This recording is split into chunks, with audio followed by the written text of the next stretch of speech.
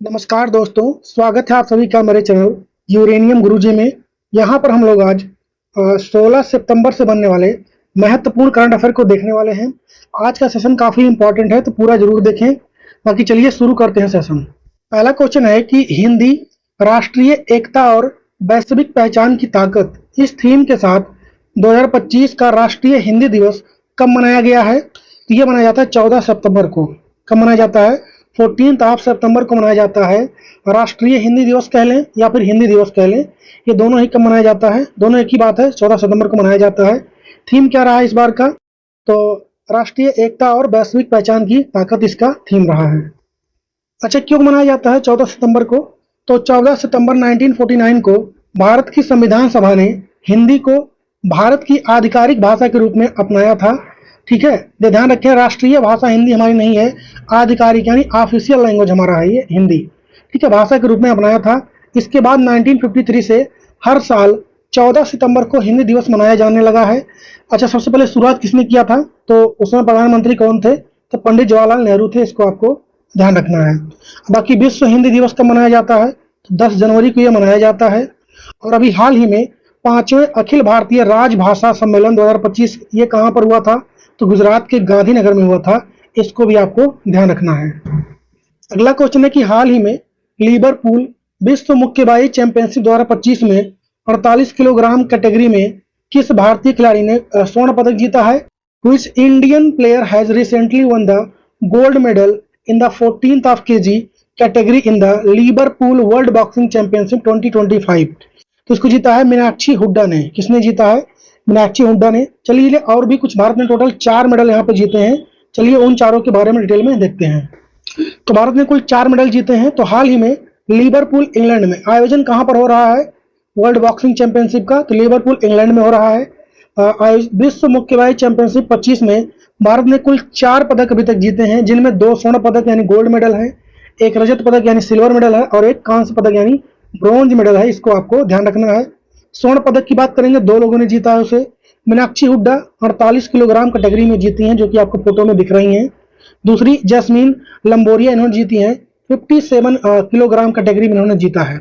वहीं पर अगर हम लोग रजत पदक की बात करें यानी सिल्वर मेडल की, सिल्वर की बात करेंगे, नूपुर श्योराणा जीती हैं, श्योराण। ठीक है, ये 80+ किलोग्राम कैटेगरी में जीता इन्होंने।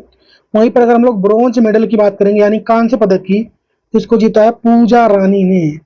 कितने किलोग्राम कैटेगरी में? तो 80 किलोग्राम कैटेगरी में जीता इन्होंने। इसको आपको ध्यान रखना है। बाकी जब ये कंपटीशन खत्म हो जाएगा तो इसके बारे में हम लोग पूरा डिटेल में इसका पोस्टमार्टम करेंगे। नेक्स्ट क्वेश्चन है कि भारत का सबसे बड़ा ग्रीन अमोनिया प्रोजेक्ट ये कहां पर स्थापित किया जा रहा है? तो इसकी स्थापना हो रही है उड़ीसा के गोपालपुर में। कहां पर हो रहा है? उड़ीसा के गोपालपुर में इसका हो रहा है। इंग्लिश में पढ़ देता हूं मैं। Where is India's largest green ammonia project being set up? Project का नाम क्या दिया गया है? भारत का सबसे बड़ा ये ग्रीन अमोनिया प्रोजेक्ट है। स्थान मतलब कहां पर हो रहा है इसका स्थापना? तो गोपालपुर, जो कि उड़ीसा में स्थित है, और टाटा स्टील विशेष आर्थिक क्षेत्र, ठीक है, वहां पर हो रहा है। स्थापित करने वाली कंपनी कौन सी है? तो एक ACME ग्रुप है और जापान का IHI कॉर्पोरेशन है। ठीक है, दोनों का कंबाइंडली इसको मिलकर इसको स्थापित कर रहे हैं उड़ीसा में, गोपालपुर में। अच्छा, इसकी कैपेसिटी कितनी होने वाली है? तो प्रति वर्ष 4 लाख टन यानी 0.4 मिलियन टन ग्रीन अमोनिया का उत्पादन होगा यहाँ पर। क्या उद्देश्य रहने वाला है इसका? तो भारत को ग्रीन हाइड्रोजन और इसके डेरिवेटिव जैसे ग्रीन अमोनिया का एक वैश्विक केंद्र बनाना इसका उद्देश्य है। और बार बार वर्ड आ रहा है ग्रीन अमोनिया। तो ये होता क्या है ग्रीन अमोनिया? तो इस प्रक्रिया में पहले पानी का इलेक्ट्रोलिसिस करके ग्रीन हाइड्रोजन उत्पन्न किया जाता है। फिर इस ग्रीन हाइड्रोजन को हवा से ली गई नाइट्रोजन के साथ मिलाकर अमोनिया बनाया जाता है। तो इस तरीके से इसमें प्रोसेस किया जाता है, ग्रीन हाइड्रोजन की मदद से ग्रीन अमोनिया बनाया जाता है, जो कि सही होता है। इससे पॉल्यूशन वगैरह जो है काफी कम हो जाता है, इसलिए ऐसा किया जा रहा है यहाँ पर। नेक्स्ट क्वेश्चन है कि हाल ही में यूनेस्को की विश्व विरासत की संभावित सूची में भारत की कितनी संपत्तियों को शामिल किया गया है? तो recently how many properties of India have been included in the tentative list of UNESCO's world heritage? तो 7 साइटें, अभी टोटल 7 साइटों को सिलेक्ट किया गया है। ये संभावित है, हो सकता है भविष्य में जब शामिल करने की बारी आएगी यूनेस्को द्वारा, तो इन्हीं 7 में से किसी को शामिल कर लिया जाएगा। बाकी आप लोग को बता दूं मैं कौन कौन से शामिल हुए हैं। तो 7 नए स्थलों को 12 सितंबर 25 को संभावित सूची में जोड़ा गया। इन स्थलों में मुख्य रूप से प्राकृतिक विरासत शामिल हैं, जैसे नंबर 1 है पंचगनी और महाबलेश्वर के दक्कन ट्रैप, जो कि कहाँ पर स्थित है, महाराष्ट्र में ये स्थित है। सेकंड आपका हो जाएगा सेंट मैरी द्वीप समूह की वैज्ञानिक विरासत, जो कि कहाँ पर स्थित है, कर्नाटक में स्थित है। तीसरा आपका क्या हो जाएगा, मेघालय की गुफाएं भी इसमें शामिल है, जो कि मेघालय में स्थित होंगी। नागा हिल ओफियोलाइट, ठीक है, यह भी शामिल है नागालैंड का। और एरामट्टी डिवालू की प्राकृतिक विरासत, जो कि कहाँ की है, आंध्र प्रदेश की है, शामिल है ये। तिरुपति में तिरुमाला हिल्स की प्राकृतिक विरासत, जो कि कहाँ पर है, आंध्र प्रदेश के विशाखापत्तनम में, यह भी इसमें शामिल किया गया है। और लास्ट है केरल में वर्कला की प्राकृतिक विरासत, जो कि केरल का है, ये शामिल है। तो अभी ये 7 जो साइटें हैं इनको शामिल किया गया है। आने वाले समय में ये भारत की यूनेस्को वर्ल्ड हेरिटेज में शामिल हो जाएंगे। बाकी अगर हम लोग यूनेस्को की बात करेंगे तो वर्तमान में भारत में कुल 44 विश्व विरासत स्थल यानी कितने हैं, 44 वर्ल्ड हेरिटेज साइट इंडिया में शामिल है, यूनेस्को द्वारा जो शामिल किए गए हैं। अच्छा, एक मैंने पढ़ा था कुछ दिनों पहले ही, हाल ही में शामिल हुआ था, ठीक है, वो मराठा सैन्य प्रदेश वाला। तो टोटल इस समय 35 की बात करेंगे, 35 जो है वो सांस्कृतिक यानी कल्चरल साइट है, 7 नेचुरल है यानी प्राकृतिक है, और एक मिश्रित है, मिक्स वाला एक ही है, कंचनजंगा नेशनल पार्क, जो कि कहाँ पर स्थित है, सिक्किम में स्थित है, इसको आपको ध्यान रखना है। तो ये टोटल कितने हो गए, 44, कितने हो गए, 44। नवीनतम कौन है, सबसे नया वाला 44 नंबर का, तो भारत के मराठा सैन्य प्रदेश, ठीक है, महाराष्ट्र में, इसको ध्यान रखिए। अच्छा, इसमें 11+1 टोटल 12 किले हैं, 11 आपका महाराष्ट्र में मिलेगा, एक मिलेगा आपका आंध्र प्रदेश में, ठीक है, वहां पर मिलेगा। यूनेस्को की बात करेंगे तो इसका फुल फॉर्म क्या हो जाएगा, संयुक्त राष्ट्र शैक्षिक वैज्ञानिक और सांस्कृतिक संगठन, इसका फुल फॉर्म हो जाता है। इसकी स्थापना यानी फॉर्मेशन कब होता है, 16 नवंबर 1945 में इसकी स्थापना होती है। और अच्छा, इसका मुख्यालय अगर पूछे हेडक्वार्टर कहाँ पर है, तो फ्रांस पेरिस में स्थित है। वर्तमान में इसके महानिदेशक कौन है, तो आंद्रे एजोले हैं। पहले महानिदेशक अगर पूछे कौन थे, पहले डीजी कौन थे इसके, तो जूलियन हैक्सले थे, इसको भी ध्यान रखना है। अच्छा, 2024 में यूनेस्को विश्व धरोहर की बैठक कहाँ पर हुई थी, भारत में, दिल्ली में, इसको आपको ध्यान रखना है। और भारत का असम वाला जो है मोइदम जो है, इसको वर्ल्ड हेरिटेज में शामिल किया गया था, इसको भी ध्यान रखना है आपको। 2025 वाले का अध्यक्ष कौन है, बुल्गारिया है, और बैठक कहाँ पर होगी, पेरिस में होगी। ये सारी कुछ बातें हो गई यूनेस्को से रिलेटेड। भारत में कितने साइटें हैं उसका जीके भी हो गया, करंट अफेयर वाला भी हो गया, इसको ध्यान रखें। हम लोग बढ़ते हैं आगे। अगला क्वेश्चन है कि हाल ही में किसकी जन्म शताब्दी के उपलक्ष्य में भारतीय रिजर्व बैंक आरबीआई ने 100 रुपए का स्मारक सिक्का जारी किया है, तो भूपेन हजारिका के अभी 100 साल पूरे हुए हैं, ठीक है, उन्हीं के जारी किया गया। तो पूरा इसके बारे में जानेंगे, और साथ ही में भूपेन हजारिका के बारे में भी हम लोग पूरा डिटेल में जानना पड़ेगा, क्योंकि यहाँ से क्वेश्चन बन सकता है। इनको भारत रत्न भी दिया जा चुका है। भारतीय रिजर्व बैंक आरबीआई ने हाल ही में भारत रत्न भूपेन हजारिका की 100वीं जयंती के अवसर पर RS100 का एक विशेष स्मारक सिक्का जारी किया है। किसने जारी किया है, तो इसका उद्घाटन करने वाले हैं प्रधानमंत्री नरेंद्र मोदी ने गुवाहाटी में आयोजित एक समारोह के दौरान इस सिक्के का अनावरण किया है। वहीं पर आपको पता है कि नॉर्थ ईस्ट वाले स्टेट में इस समय दौरे पर है मोदी जी, सिक्किम गए थे, मणिपुर गए थे, इन सब जगहों, मिजोरम भी गए थे, असम में भी गए हैं, तो वहीं पर इसका उद्घाटन किया गया है। अब बात करेंगे हम लोग डॉक्टर भूपेन हजारिका का। तो इनका जन्म कब हुआ, तो 8 सितंबर 1926 को इनका जन्म होता है। कहां पर, तो असम के सादिया में इनका जन्म होता है। बाकी असम के मशहूर लेखक हैं ये, गायक हैं ये, निर्देशक हैं ये, अभिनेता हैं ये, एक्टर हैं ये, मल्टी टैलेंटेड हैं ये, इसको आपको ध्यान रखना है। इनका अच्छा प्रमुख इनके गीत की बात करेंगे तो दिल हुम हुम करे, ओ गंगा तू बहती है क्यों, ये इनके 2 फेमस गाने हैं। एक दिल हुम हुम करे काफी पॉपुलर है इनका, ठीक है। अच्छा, इनके उपलब्धियों की बात करेंगे, पुरस्कार और सम्मान की, तो इनको भारत रत्न कब दिया गया था, पहली बात तो मरणोपरांत, मरने के बाद, इनकी डेथ के बाद दिया गया। कब, तो 2019 में। अगर भारत रत्न की बात करेंगे तो भारत का सर्वोच्च नागरिक यानी सिविलियन अवार्ड है, ठीक है। पद्म विभूषण 2012 में ये भी मरणोपरांत दिया गया। दादा साहब फाल्के पुरस्कार 1992 में ही इनको मिल गया था। और पद्म विभूषण की बात करेंगे 2001 में दिया गया है। पद्म श्री 1977 में दिया गया है। कहने का मतलब भारत के 4 सिविलियन अवार्ड इनको मिल चुके हैं। संगीत नाटक अकादमी पुरस्कार 1987 में दिया गया। राष्ट्रीय फिल्म पुरस्कार 1976 में फिल्म चमेली मेम साहब के लिए सर्वश्रेष्ठ संगीत निर्देशक के लिए इनको मिला था। अच्छा, असोम रत्न पुरस्कार 2000 असम के द्वारा दिया जाता है, 2009 में ये भी मिला है इनको। और ये सब इनके बारे में बातें थी। बाकी असम के लोहित नदी पर बना भूपेन हजारिका सेतु, जिसका पहले नाम क्या था, ढोला सादिया पुल नाम था, ठीक है, वो भी इन्हीं के नाम पर रखा गया है। इसको भी आपको ध्यान रखना है, लोहित नदी पर बना हुआ है। और नदी पर बना हुआ पुल, ठीक है, सबसे लंबा पुल है ये। ढोला सादिया पुल कह लें या फिर भूपेन हजारिका पुल कह लें इसे, ठीक है। नदी पर बना हुआ सबसे लंबा पुल है। कितनी लेंथ है, मतलब लेंथ हो जाएगी इसकी 9.15 किलोमीटर। इसको आपको ध्यान रखना है। ध्यान रखें, नदी पर बना हुआ सबसे लंबा बोल रहा हूं मैं, किस नदी पर, तो लोहित नदी पर। तो ये सारी बातें किसके बारे में हो गई, भूपेन हजारिका जी के बारे में। इसको ध्यान रखें। हम लोग बढ़ते हैं आगे। नेक्स्ट है कि हाल ही में भारतीय नौसेना ने अपना नवीनतम तटीय नौसैनिक बेस आईएनएस अरावली कहां पर कमीशन किया है। Recently the Indian navy has commissioned its latest coastal naval base INS Aravali where. कहां पर इसको किया गया है, तो हरियाणा के गुरुग्राम में।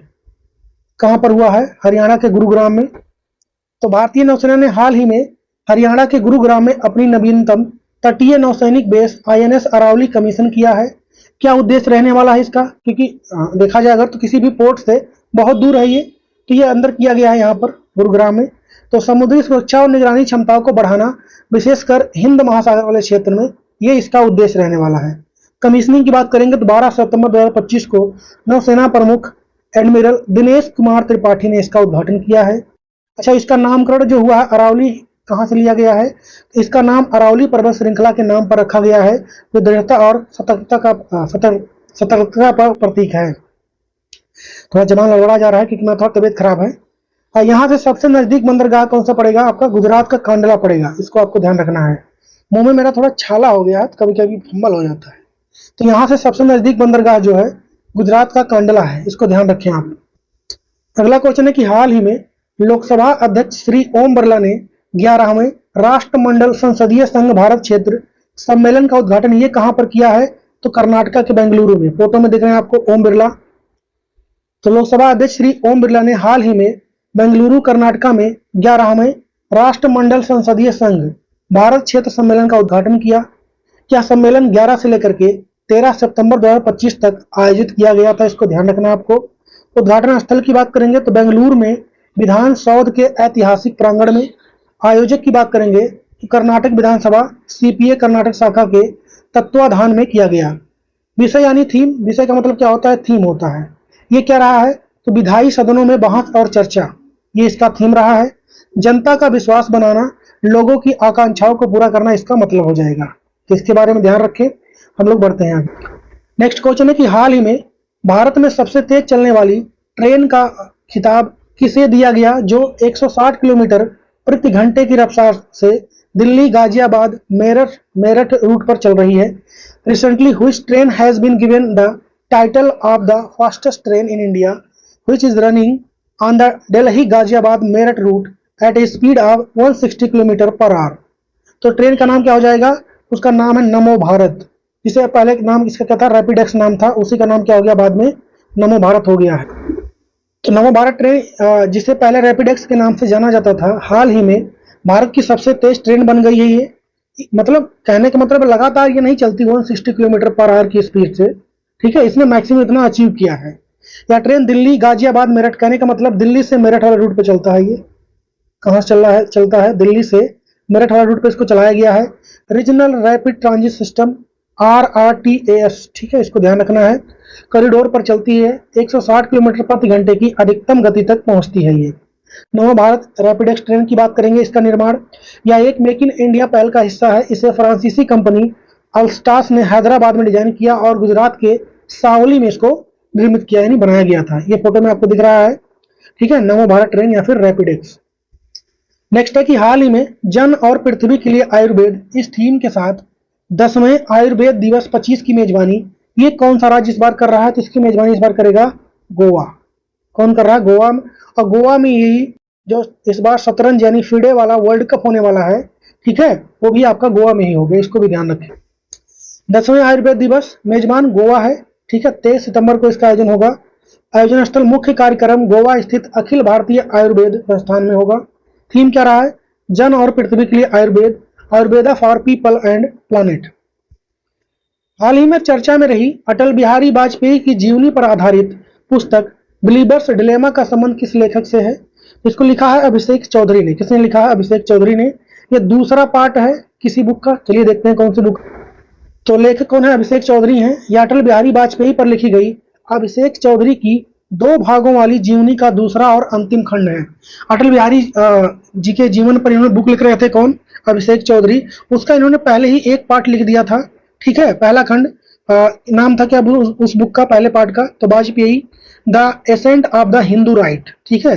ये पहली बुक का नाम था। दूसरा बुक अभी हाल में लिखा गया है, believer's dilemma, Vajpayee and the Hindu right path to power, ठीक है। पहले वाले में 1924 से लेकर के 1977 तक की बातें लिखी थी इनके बारे में। इस बार जो हुआ है 1977 से लेकर के 2018 तक की बातें इसमें लिखी हुई हैं। बाकी आज का होमवर्क क्वेश्चन है कि हाल ही में international institute for management development IMD द्वारा जारी विश्व प्रतिभा रैंकिंग 25 में भारत किस स्थान पर रहा है? और साथ ही में वर्ल्ड वाइड देखेंगे तो पहले स्थान पर कौन रहा है? दोनों का ही जवाब आप लोग कमेंट में छापेंगे। और आप लोग वीडियो को पूरा देखा कीजिए ताकि मेरा चैनल जल्दी से जल्दी मोनेटाइज हो जाए, ताकि मैं और बेहतर कर पाऊँ, क्योंकि बिना पैसे के कुछ हो नहीं पाता है। यहाँ पे कई ऐप का सब्सक्रिप्शन लेना पड़ता है मुझे, वो सब पेड करना पड़ता, मतलब पेड रहता है, तो जेब से देना पड़ता। फिलहाल अभी इनकम तो होता नहीं यहाँ से। मैं आप लोग के लिए फ्री कर रहा हूँ, तो आप लोग पूरा तो देख ही सकते हैं। बाकी पहली बार चैनल पे आ रहे हैं, सब्सक्राइब कर लें। बाकी जो मैंने टॉपिक वाइज करंट अफेयर शुरू किया है, कल मैंने एक टॉपिक आपके लिए वीडियो डाला था, आज भी एक टॉपिक आपका नया आएगा, तो उसको आप लोग देखा कीजिए। 4 से 5 मिनट का रहेगा। बाकी चलिए, ख्याल रखिए अपना। मिलेंगे कल के वीडियो में, तब तक के लिए जय हिंद।